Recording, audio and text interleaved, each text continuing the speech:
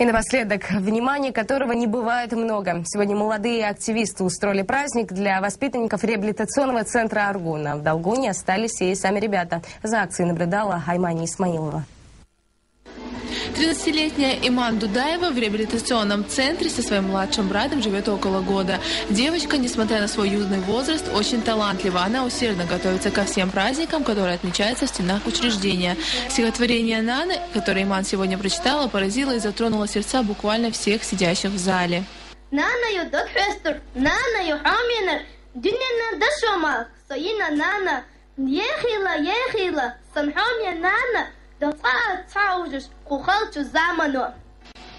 Актовый зал был переполнен. Здесь для детей с концертной программой выступили восходящие звезды чеченской эстрады. Воспитанниками центра, в свою очередь, тоже было что показать. Для гостей была подготовлена специальная программа. Песни и стихи патриотического содержания. Не обошлось и без зажигательной лезгинки.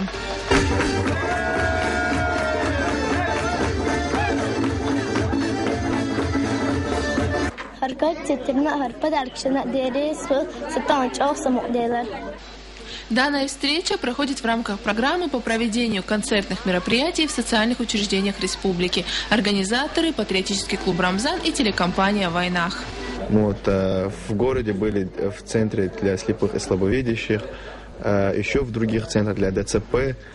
Сегодня в Шали и в другой район тоже поедем до Алмова.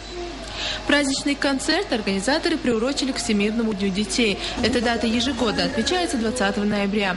Ну а в завершении встречи воспитанникам центра вручили памятные им подарки.